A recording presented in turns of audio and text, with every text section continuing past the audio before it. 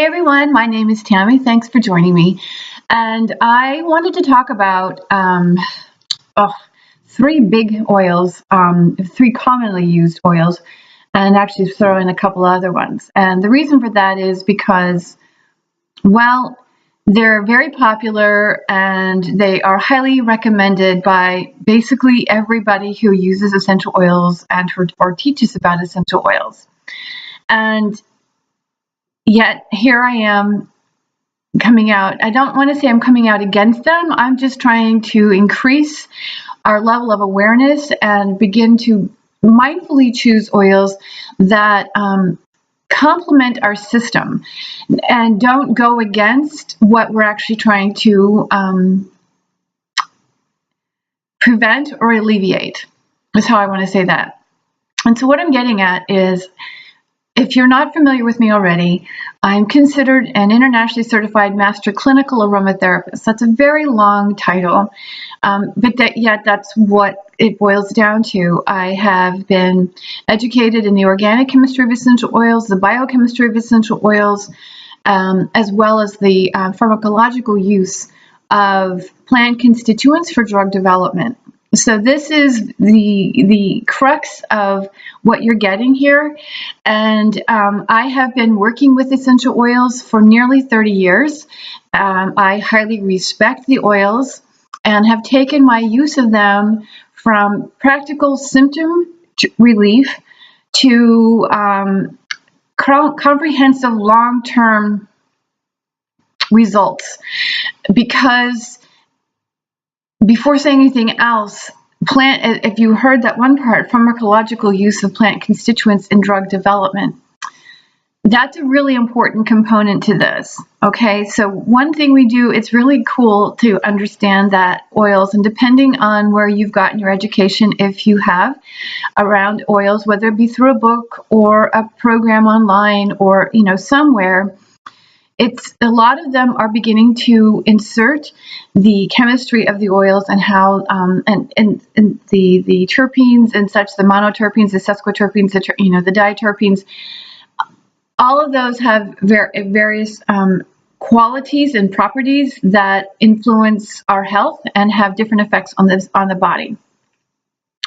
And that's primarily where these aromatherapy programs take you. However, there's a bigger piece that's not being discussed, and understandably so, because it would be a lot to teach, because at that point you're looking at a more personalization. And this is the reason why I am an advocate for really learning how to individualize your use of essential oils.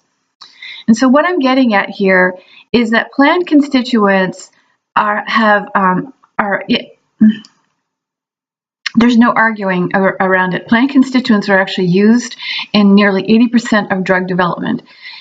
Scientists are studying these plant constituents. They're primarily based on essential oils. There are other ones that are considered such as alkaloids. Alkaloids are not found in essential oils because they contain nitrogen, and therefore it doesn't translate, it doesn't distill down.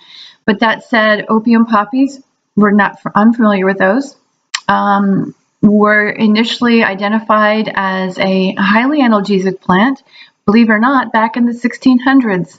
And our big company, Merck, back then was an individual, and he was able to identify this, isolate it, and extract it for the use of, for very, very specific uses. And this made a lot of sense, because what's the sense in, well, I don't want to speculate, but we can kind of wrap our heads around various reasons as to why this would be done. I mean, truthfully, the idea of, I guess they were smoking it, eating it. I don't know how they were, opium poppy, I guess they were smoking it.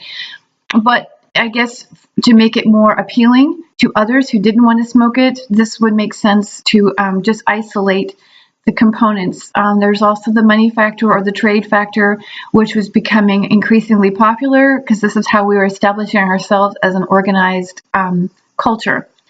So my point to any of that is that we've been able to identify these constituents for a very long time And in doing so, we have mastered the ability to attempt to replicate their effects on our bodies.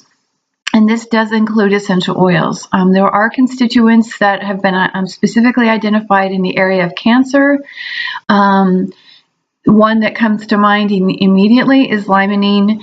And you will, if you actually begin to distill your constituents in essential oils, you'll identify oils with limonene. Now, I'm actually getting off the topic here, and the reason why I'm even talking about this, well, I'm not off the topic. Anyway, I'll keep going. How's that? So the point, again, is that essential oils have crossover constituents. What that means is that they share. There are some, if you actually, and that's the reason why if you open up a book or you get online, they will have similar properties. They, may be analgesic, they may be antifungal, they may be antibacterial. So there's a whole collection of oils that have similar constituents. And the reason why they are different, otherwise they would smell the same, they would all have the same benefit, is because they have other constituents, primary constituents, that have different effects. And then it's not the limonene per se, because this is the one thing I really want people to understand, is that these constituents actually have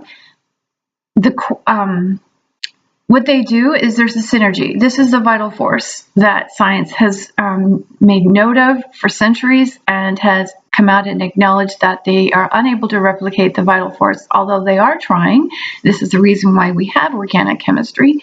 However, when a plant has over 100 constituents, or even if it has 2 constituents, let's just say you had limonene and myrcene in one plant, and then you have limonene and linalool in another plant, and that combination is just like baking or in cooking or just your basic chemistry class. You combine different chemicals and you're going to get different results. This is important when it comes to essential oils, and that is the reason for this video. And where this comes to mind is my mentors, who I have a great deal of respect and appreciation for, are also in this area of really strongly encouraging various oils for specific health conditions. And it's great, how you can apply them. And at the same time, like I said, when I opened a book up, and this is actually what prompted me to open one of my, just out of curiosity, just kind of looking up some of the, these books that I have, and for stress and anxiety, and the 3 oils that I see listed are lavender, rosemary, and geranium. And I thought I have to sit down and talk to you, because I have contacts from people with various issues. Could be food sensitivities, could be a mental health upset, instability. It could be some unknown collection of conditions such as chronic fatigue and fibromyalgia, or some kind of a diagnosed autoimmune disorder. I get them from all over the place, and sometimes I feel like a broken record from my end, not because I don't want to answer the questions, but I wish everybody could see what my answers were for every individual, because it's coming down to the same thing. And this goes back to a video I recently did on the stress response. And one of the things that we know, because I am very much an advocate for those suffering with mental health issues. Mental and emotional instability is what I like to refer to them as, because I don't see them as a problem. I just see them as an instability. And when something's unstable, we can actually restore stability to the system. And essential oils really do make a big difference in this area. But that said, it's the neurochemistry that's involved with this. And so to simplify matters right here, I have been very big on talking about hormonal imbalances. And from what I can tell, and I am not a doctor, however, I am a clinician, and I have been studying chemistry and pharmacology for many years. from what I can tell through all my research, that it's fair to say that all of us are living with some degree of hormonal imbalance, and it has nothing to do with anybody doing anything wrong or this world taking a nosedive. It is just the way the world is right now. And what I've become very familiar with is that our genetics, as the rest of nature, is designed to adapt. I mean, just like animal species adapt to their environment, and we have, as a species, as a human species, have even evolved in the sense that our skin colors vary depending on the locations of the planet that we live on, are historically rooted in. So there is a lot of evidence of adaptation that has occurred, and that currently we live with a world that is full of chemical technology that we have masterfully created. And now what's happening is our entire world, including our own bodies, are trying to adapt to this. And unfortunately, we're facing a lot of what we would consider disease and disorder. Now, those words I hyphenate, disease and disorder, because it means lack of ease and lack of order. And when this occurs, it actually is it's pointing us back towards what actually needs to be restored. So this is why I say hormonal imbalance, because the hormonal system is upset due to this environmental pressure, whether it's something that we breathe, eat, drink, apply to our skin, in addition to our own mental and emotional well-being, how we deal with things through our thoughts and our emotions. All of this has an impact on our genetic system. And again, like I said, we're wired to adapt. So what ends up happening is there's alterations within our system that are responding to these pressures, these environmental influences.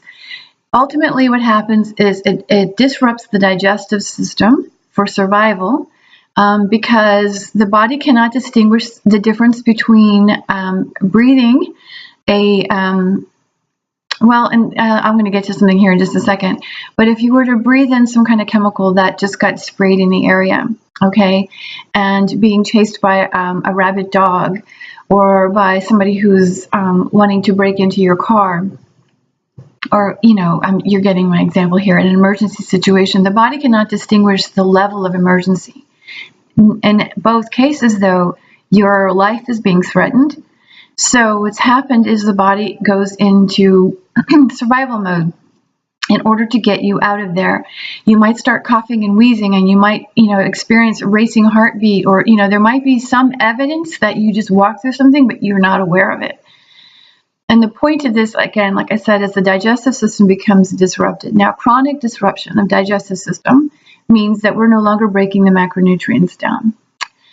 So now what ultimately happens is that is going to alter the hormonal system, which then in turn activates, it's already needed to activate or interact with the immune system. What's even worse, truthfully, is that these macronutrients aren't being broken down. So then what happens? Well, that's going to prompt an immune reaction, because the body cannot, again, distinguish the difference between a bacteria and an unusable protein or sugar molecule. So it goes out to eliminate what's not needed, or what's not beneficial, or what the body can't use. If the body can't use it, it gets eliminated, guys. So now you have an immune reaction. And then the system, it starts to work on itself. How do I want to say that? There is working to try to restore healing. This is the reason why we end up getting sick with disease, because we end up going into a healing crisis. And at the same time, these systems interact. So they play off of one another. That's where I was going. So there's two things happening here. And until we actually recognize this and begin to restore stability to our foundation, which is our genetics, our cells, we ultimately find ourselves in a vicious cycle. And this is why these oils are important to understand, because they will influence, how do I want to say this? They influence the genetic factors that regulate our neurochemistry. They are also activated. This becomes another vicious cycle, with these particular oils actually play off of. And again, and specifically speaking, lavender, as I've talked about before, is known for its phytoestrogenic qualities. What that means is it acts like estrogen in the body, which now estrogen, number one, stimulates the release of dopamine, which then activates, high levels of dopamine now activate the autonomic nervous system, which is your stress response. Okay, depending on the way your system is currently activated will determine how this plays out. But I want to back up in a second and say that the immune reaction that I spoke about just a few minutes ago, with the lack of macronutrients, or the macronutrients not being broken down. And I hope this isn't confusing, and if it is, please let me know. So I want to rewind here for a minute and just say that when macronutrients don't get broken down, the body can't recognize it, so it sets out to eliminate it through the immune reaction. This is going to speak to food sensitivities and histamine issues. Now, fast forward to what I was saying with regards to phytoestrogenic qualities. That means that this oil, and geranium can do the same thing, will act like estrogen in the body. Now, in an acute situation where maybe you have a burn, like a sunburn, or it's just a one-time use kind of thing, it's not a problem with it.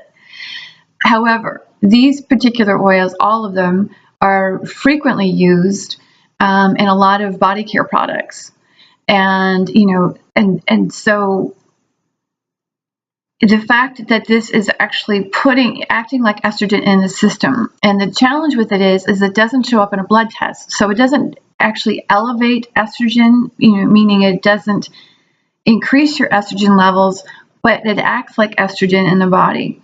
That's a big distinction, and it doesn't show up on blood serum tests, so you wouldn't actually show high levels of estrogen. At the same time, though, it is actually acting like estrogen in the body. So estrogen, let's just break it down, okay?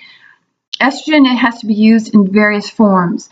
It is what activates the immune reaction. It is been determined that higher estrogen levels, and I'm just using that as the generic name. Like I said, it gets broken down into various forms of estrogen, which then have different purposes in the system. But nonetheless, it activates an immune reaction, and like I said, they've been able to document that it's highly suspicious in the area of autoimmune disorders, and the reason why we believe so many women are living with an autoimmune disorder or disease. It also stimulates the release of dopamine, which, like I said, activates the autonomic nervous system, which then activates the stress response, and ultimately releases cortisol. And as I've talked about before, we've already been able to demonstrate that cortisol, just like caffeine, just like alcohol, just like nicotine, and like so many other addictive substances, cortisol also alters the brain structure. And so I have my theories around that as well. But ultimately what happens, and it's the same brain structure, okay, it's the dopaminergic mesolimbic pathway, becomes altered as a result of the presence of cortisol. And so hence we have what would look like an addiction to stress, or a drama, if you will. So this is a lot of information, and am I blaming lavender, geranium, and rosemary? Absolutely not. What I'm saying is that these are, along with other oils, have the ability to act like certain chemicals in the body, in this case estrogen, which then sets off this whole thing off. And so if you're already dealing with environmental chemicals that are coming, like I said, and then these essential oils are also considered part of that. And while we can't pick and choose everything, we can begin to be mindful about what it is we're introducing into our system. And so in this case, what we're trying to do is stabilize the body. Does this mean that you'll never use these oils? Absolutely not. I will say in this case, with regards to rosemary, it's not recommended for long-term use. There are various types. So if you see something on the label that says rosemary, I would not use it, because it's beneficial to know what type of rosemary. There are some rosemaries that have more of neurotoxic qualities than others. So you want to know these things. And the other thing I want to say about geranium is that geranium also stimulates, besides the estrogen, and besides acting like estrogen, it actually also stimulates the production of dopamine. And while dopamine has very, very many benefits in the body, all of our chemistry is necessary, but we don't want to, and I only share that with you because why?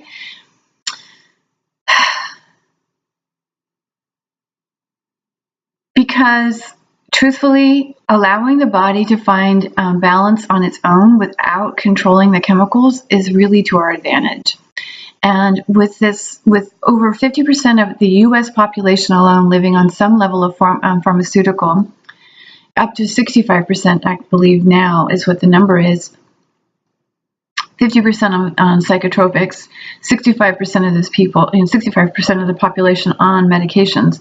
All the medications basically are activating and deactivating various hormonal receptors and neurochemical receptors. So including essential oils and knowing how they are affecting your body, and understanding that there could be some mismatch here is really important. And so when it comes to lavender and rosemary and geranium, again, if it's just something that you're going to throw in a diffuser for an evening or a daytime, or, yes. But what I recognize also is that these are very well, highly used. Tea tree oil is another one. These are all over the place, and tea tree does also have a phytoestrogenic qualities to it. So, as does star anise. That's not a more popular one, but the tea tree and the lavender and the rosemary are especially popular, and I think it's advisable to begin reducing the amount that you use it. The other thing I want to say along these lines is your xenoestrogens. And xenoestrogens are chemicals, additional environmental chemicals that also act like estrogen in the body. And so here again, we're talking about huge hormonal imbalances for all of us. And so really helping the system to stabilize is the most important part. Eliminating the things that you can find that would potentially be exaggerating the estrogen levels, whether it be on your child or yourself or a family member, would be to your advantage. And maybe just including them in your day every once in a while, maybe once or twice a month. Don't have to starve yourself. It's like if you're going to be on a diet and you tell yourself you can't have cookies any longer, you really, really start to crave the cookies. You really start to miss these things. So be kind and gentle and be mindful is really what this is all about. So are they good for stress and anxiety? Maybe momentarily, but if you're using this stuff on an everyday basis and it's being diffused and it's being slathered on and no, please don't.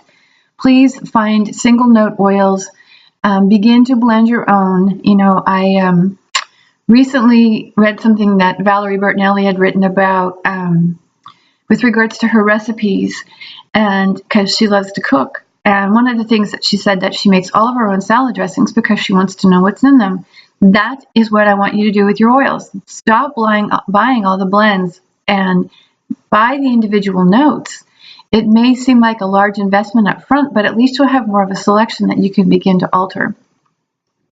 And begin to mix your own things up, because at that point you know what's in it and you know what you're doing it for. So anyway, on that note, I hope you guys are well. Thank you so much for watching. Please let me know if you have any questions. Tammy at synergessence.com. You're welcome to follow me on Instagram at TammyDavis8.